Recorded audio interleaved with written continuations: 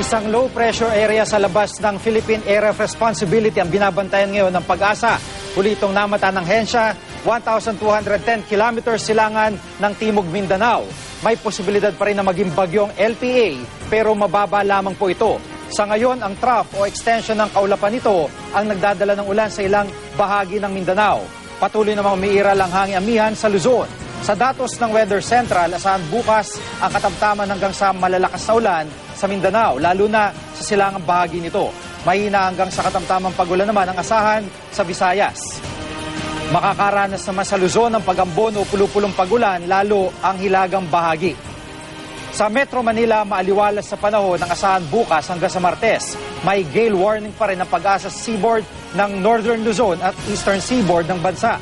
Hanggat maaari po, iwasan munang pumalaot sa mga lugar na yan dahil ayon sa datos ng Weather Central ay aabot ng higit sa 3 metro ang alon sa mga nabanggit na baybayin.